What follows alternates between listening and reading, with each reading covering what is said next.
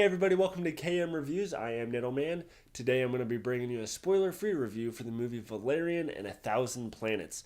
Now I'm going to give you my rating right off the bat, and if you want to know why I give that rating, you can go ahead and stick around and find out as I give you my pros and cons. But for Valerian, I'm going to give this movie blue balls. Just didn't quite get what I was expecting out of it. Now, I will say right off the bat, this is not a terrible movie by any means. It's not a bad movie. I think my expectations might have just been a little bit high. But what is this movie about? It basically takes place way in the future, and you have Dane DeHaan and Cara Delevingne playing these two agents who basically work for the government and carry out tasks that they want them to do, kind of like James Bond or something.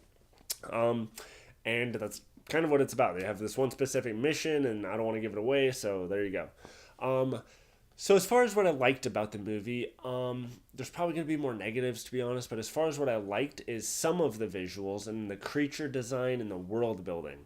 Overall, the movie looked really good. There was lots of really cool cinematic shots. The animation and special effects, CG, all that stuff was really good. There was a lot of really good creativity with the creature design. It really separated itself from like Star Wars or Star Trek. It didn't feel like mixed in with that. It felt like its own universe, and that's really cool. And I found myself liking a lot of these different alien creatures. I really wanted to get to know more of them, but they show each one just a little bit. Now, as far as negatives go, though, because honestly, that's really the only positives I have, other than overall I wasn't bored, I guess. As far as the negatives go, the biggest thing is the relationships between the characters and the plot. As far as the relationship between the characters go, the two main agents, Valerian and Agent Laureline, they're supposed to have kind of this love-hate relationship where they like love each other, but they don't want to show it. And I really did not buy their chemistry for a second. Right from the second you see that there's what they're trying to do with those characters, and I just never bought it. I never felt like they were in love with each other. It felt very stiff and forced for the movie. Maybe they're best friends in real life. I have no idea. But in the movie, it just did not come across as real love, tension, or anything. It just felt very shoehorned in there. Also, some of the other characters in the movie just felt very one note. There's supposed to be some twists with some characters, but it's very predictable. They also introduce a lot of really interesting aliens, but they're maybe in one scene. The only aliens they kind of develop a little bit more are those ones you see in the trailers that look like the aquatic animals, that like the fish people from the Nintendo 64 Zelda, kind of those creatures. They're pretty interesting, honestly, and I kind of wanted to see a whole movie just about them, because every time they were on screen, I was really engaged. But the rest of the movie, I just never really felt that connected with it. You know what I mean? Because the plot tends to go 10 different directions. It wants you to say, here's the mission and here's what they need to do, but we're going to get detracted on this detour and we're going to get detracted on this detour.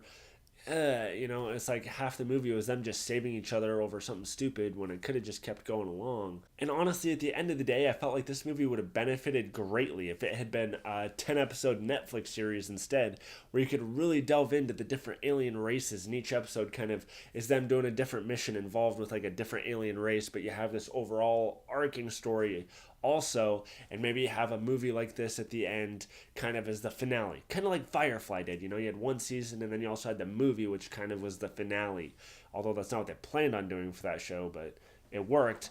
And I feel like they should have done the same thing with this one, because there was just so much stuff that they tried to cram into this little movie that you didn't get enough of it, and the storyline kind of went everywhere. Also, one other negative that I forgot to point out was the 3D.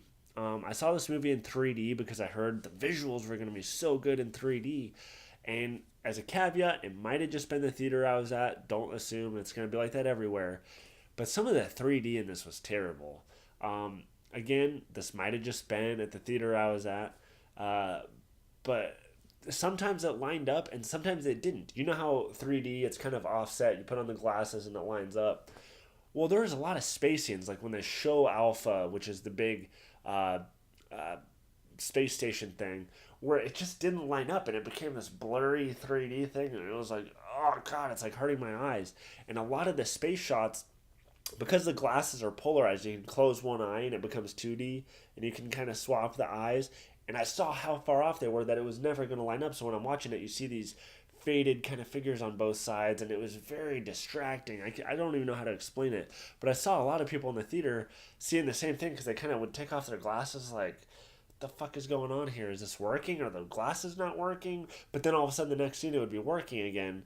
So I'm curious. I want to know from you guys. Did you guys have any 3D issues when you saw this movie? If you did, comment below and let me know because that's really weird. If you didn't though, whatever. Anyways, that's really all I have to say about this movie. At the end of the day, it is entertaining. It's not boring, but don't have your expectations super high, and you might enjoy this movie a lot more. Also, remember, you can follow me on Facebook, Twitter, Instagram, pretty much everything at Niddleman, and stay tuned for more movie reviews if you can handle it. Go.